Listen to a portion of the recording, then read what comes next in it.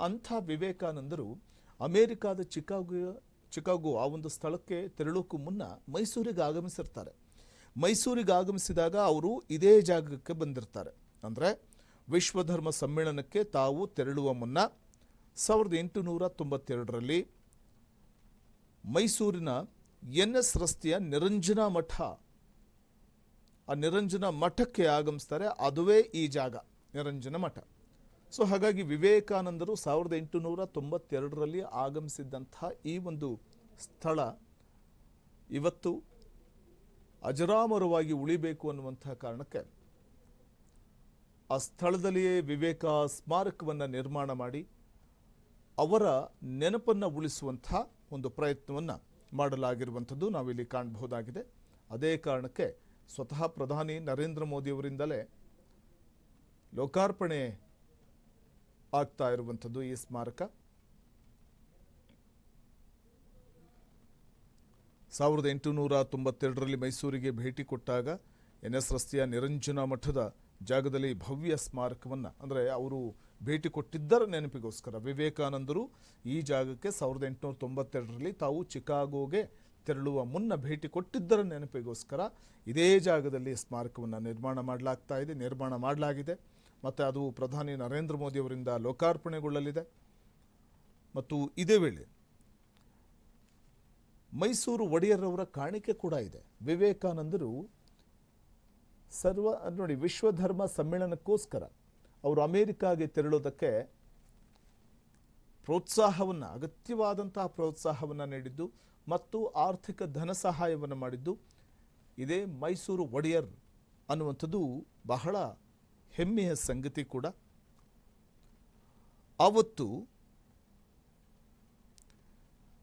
ಮೈಸೂರಿನ ಮಹಾರಾಜರಾದ 10ನೇ ಚಾಮರಾಜೇಂದ್ರ ಒಡೆಯರ್ ಅವರು ಮತ್ತು ದಿವಾನರಾಗಿದ್ದಂಥ ಸರ್ ಕೆ ಶೇಷಾದ್ರಿ ಅಯ್ಯರ್ ಅವರು ವಿವೇಕಾನಂದರ ಚಿಕಾಗೋ ಪ್ರವಾಸಕ್ಕೆ ಅಗತ್ಯ ಪ್ರೋತ್ಸಾಹವನ್ನು ನೀಡಿದ್ದಲ್ಲದೆ ಧನ ಸಹಾಯವನ್ನು ಕೂಡ ಮಾಡಿದ್ದರು. ಆ ಐತಿಹಾಸಿಕ ನೆನಪನ್ನು ಈ ಸ್ಮಾರಕ ಮತ್ತೆ ಮತ್ತೆ ಮರುಕಳಿಸಲಿದೆ ಇನ್ನು ಮುಂದೆ. ಇನ್ನು ವಿವೇಕ ಸ್ಮಾರಕದ ಪ್ರಮುಖ ವೈಶಿಷ್ಟ್ಯಗಳು ಏನೇನು, ಯಾವೆಲ್ಲ ವಿಶೇಷತೆಗಳನ್ನು ನಾವು ಈ ಸ್ಮಾರಕದ ಬಳಿ ಕಾಣಬಹುದು ನೋಡ್ತಾ ಹೋಗೋಣ. ಒಂದಷ್ಟು ಮಾಹಿತಿ ಕೊಡ್ತಾ ಹೋಗ್ತೀನಿ. ಈ 4D ಎಫೆಕ್ಟ್ನಲ್ಲಿ ಎಕ್ಸ್ಪೀರಿಯನ್ಸ್ ಸೆಂಟರ್ ನಿರ್ಮಾಣ ಮಾಡಲಾಗಿದೆ. ಈ 4D ಎಕ್ಸ್ಪೀರಿಯನ್ಸ್ ಸೆಂಟರ್ ಹೇಗೆ ಕಾರ್ಯನಿರ್ವಹಿಸುತ್ತೆ, ಇದರ ವೈಶಿಷ್ಟ್ಯತೆ ಏನು ಅಂತಂದರೆ, ಯುವ ಜನರನ್ನು ಆಕರ್ಷಣೆ ಮಾಡೋದಕ್ಕೆ ಅತ್ಯಾಧುನಿಕವಾದ ತಂತ್ರಜ್ಞಾನದಿಂದ ಕೂಡಿದ ಡಿಜಿಟಲ್ ಗ್ಯಾಲರಿಯನ್ನು ಇಲ್ಲಿ ಮಾಡಲಾಗಿದೆ, ಸ್ಥಾಪಿತವಾಗಿದೆ. ಡಿಜಿಟಲ್ ಗ್ಯಾಲರಿ ಅದು 4D ಎಕ್ಸ್ಪೀರಿಯನ್ಸ್ ಸೆಂಟರ್. ಇನ್ನಿತರೆ ಸೌಲಭ್ಯಗಳೇನೇನಿದೆ ಅಂತ ನಾವು ನೋಡ್ತಾ ಹೋದರೆ, ವಿಶಾಲವಾದ ಧ್ಯಾನ ಮಂದಿರ, ಸುಸಜ್ಜಿತವಾದಂತಹ ಗ್ರಂಥಾಲಯ ಮತ್ತು ಯೋಗ ಕೇಂದ್ರ, ಇನ್ನು ಪ್ರದರ್ಶನ ಗ್ಯಾಲರಿಗಳು ಹಾಗೂ ಕೌಶಲ್ಯಾಭಿವೃದ್ಧಿ ಕೇಂದ್ರಗಳು ಕೂಡ ಇಲ್ಲಿವೆ.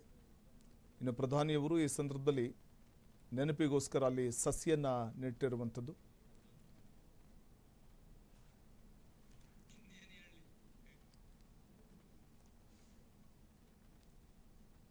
ಇನ್ನು ವಿವೇಕಾನಂದರ ಸ್ಮಾರಕದಲ್ಲಿರುವಂಥ ಒಂದು ಪ್ರತಿಮೆ, ಮತ್ತೊಂದು ಕಡೆ ವಿವೇಕಾನಂದರ ಒಂದು ಸ್ಮಾರಕದ ಬಳಿ ಪ್ರಧಾನಿ ಮೋದಿಯವರು ಗಿಡ ನೆಟ್ಟು ನೀರನ್ನು ಹಾಕ್ತಾ ಇರುವಂಥದ್ದು, ಗಿಡಕ್ಕೆ ನೀರು ಎರೆತಾ ಇರುವಂಥದ್ದನ್ನು ನಾವು ಕಾಣಬಹುದು.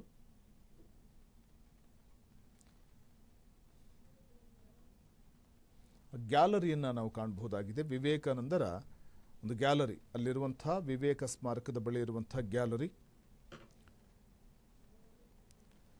ಸುಮಾರು 45 ಕೋಟಿ ವೆಚ್ಚದಲ್ಲಿ 81,000 ಚದರ ಅಡಿಗಿಂತಲೂ ಹೆಚ್ಚು ವಿಸ್ತೀರ್ಣದಲ್ಲಿ ಆಧುನಿಕ ಸಾಂಸ್ಕೃತಿಕ ಯುವ ಕೇಂದ್ರವನ್ನು ಶ್ರೀ ರಾಮಕೃಷ್ಣ ಆಶ್ರಮ ನಿರ್ಮಾಣ ಮಾಡಿದೆ.